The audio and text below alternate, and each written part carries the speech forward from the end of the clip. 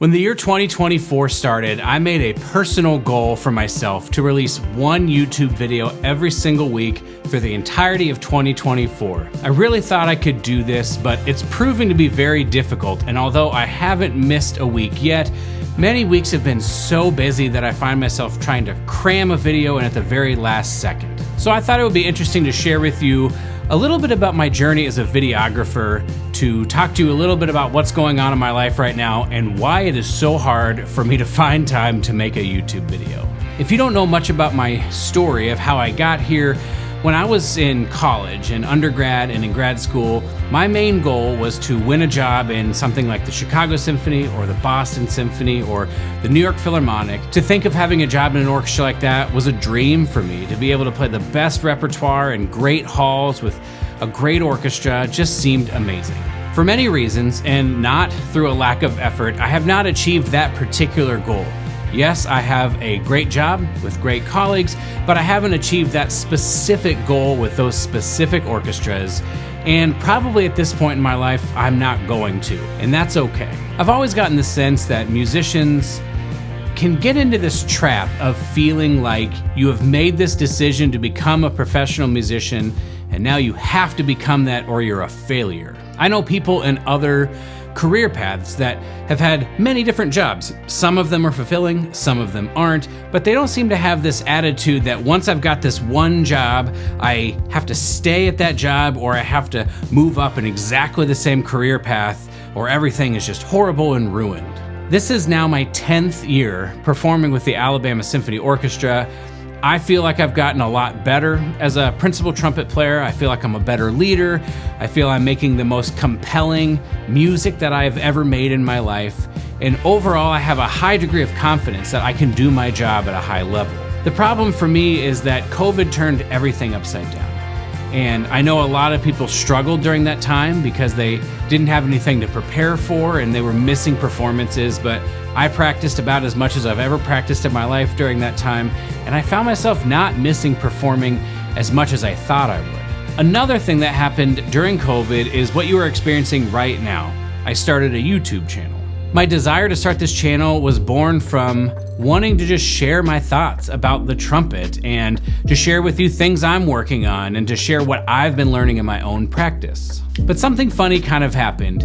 When I was making these YouTube videos, I kind of found myself enjoying the act of making the video itself to be incredibly enjoyable in a way that I haven't felt in music performance in a long time.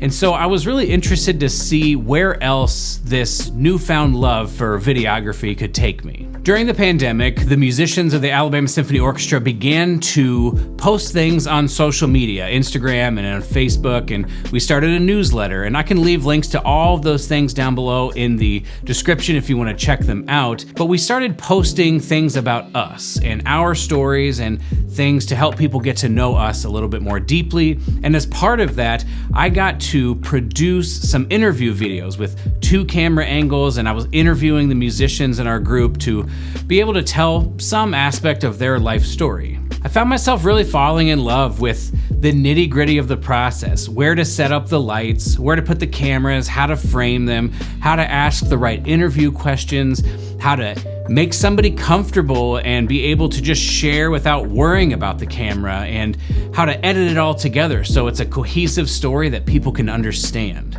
I also found myself really enjoying just having the opportunity to sit down and ask questions to these people that I had worked with for so long, but really never got to know them in this capacity. To learn their stories and to try to share them was very meaningful to me. After a few of these videos, I reached out to our Director of Education, Maria Wilson, at the Alabama Symphony Orchestra, and I pitched her an idea that I would do a video of some sort for the education department. Those conversations with Maria led to doing a video about I3 Academy, a school here in Birmingham that's pretty amazing. And they're just getting started and they don't have every single resource. So what we were able to do as musicians was come in and be music education resources for them, to share about our instruments, to tell a little bit about our stories, to maybe inspire some of these kids to be interested in music. To be a part of telling a story this meaningful and to try to guide the process project and come up with how are we going to tell this story, who are we going to interview, all those types of things was very fulfilling for me, it was very engaging for me. And again, it was in a way that I hadn't really experienced in music performance. The next video I made for the ASO, I was actually paid for. And this one was to highlight all of the education initiatives that we offer at the Alabama Symphony Orchestra. These projects gave me an opportunity to explore how to support the organization and the art form that I had spent most of my life preparing for, but in a very different way. After that, I did a few more short projects for the ASO, and then everything stopped. There were no more projects, I wasn't asked to do anything, and I just had to fall back on doing my own thing. Around this time, I was in a break for my own content creation. I wasn't making YouTube videos and I wasn't making podcast episodes. So I just decided I was just gonna ride it out, and when a new project came along or I felt inspired to get back on the horse, I would just wait until then and then get going again. If you fast forward a little bit to the summer of 2023, I made what I think is an honest attempt at reaching out to people that I know and trying to see if I could find clients to do video work for. I had come across this philosophy of acquiring clients called free to fee, where you do one free project, and if they like your work, hopefully they'll ask you back and pay you. So I reached out to a couple of people in my network, people that I knew that worked at nonprofits, to ask, can I do a free video for you and just build up a portfolio, see if I can ask good questions, if I can create a great video for you, and maybe it could lead to more work down the road. So I ended up doing videos for Redemptive Cycles, which is a nonprofit bike shop here in Birmingham, the Firehouse Ministries, which is a homeless shelter here in Birmingham, and then also the Food Bank of Central Alabama. These projects kept me busy all the way through the summer, and even though I wasn't getting paid, I really felt like I was moving in the direction that I wanted to move. I had some clients, I was emailing back and forth, I was showing them drafts. It just felt like I was doing the thing that I wanted to do. Even better than that, reaching out and working with organizations that are doing such important work that was outside of the ASO taught me a little bit that not only do I enjoy telling stories about my art form that I believe matters to our community, there are many other organizations that are doing things that matter to my community, and I also enjoy telling those stories as well. It just seems like maybe I was learning that I just like to tell interesting stories through video. Unfortunately, after these projects ended, I didn't have anything pick up. There was no more work for me to do. I didn't get any more work immediately with these clients, and there were no other referrals or anything like that. So there wasn't a lot more for me to do. And so this period just taught me a lot about patience, how to be patient and wait for the next opportunity to do my best.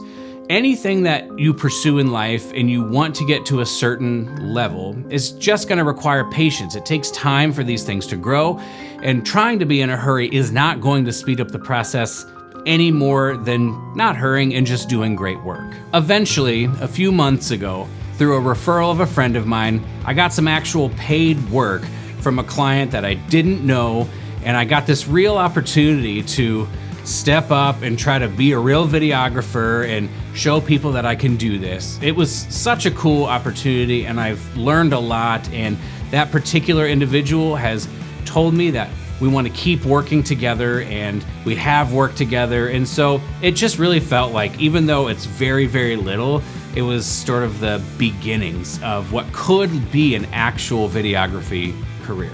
If you fast forward to this week, I was working on 4 different projects, plus the need to be ready for and to be at the rehearsals for the Brahms Requiem that we were doing with the ASO.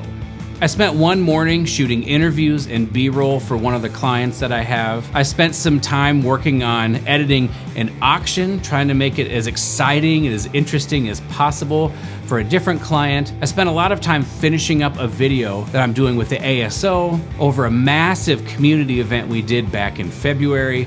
And then I'm also shooting this video right now to try to get it out so that you can hear the story. The point of this story and the point of this video is that although when I was younger, I had made up my mind to be a member of the Chicago Symphony, Boston Symphony, the New York Philharmonic, I changed my mind, and that's okay. I'm not locked into one career path for the rest of my life. It's incredibly important to work hard and to be very consistent as a musician if you want to be in an orchestra.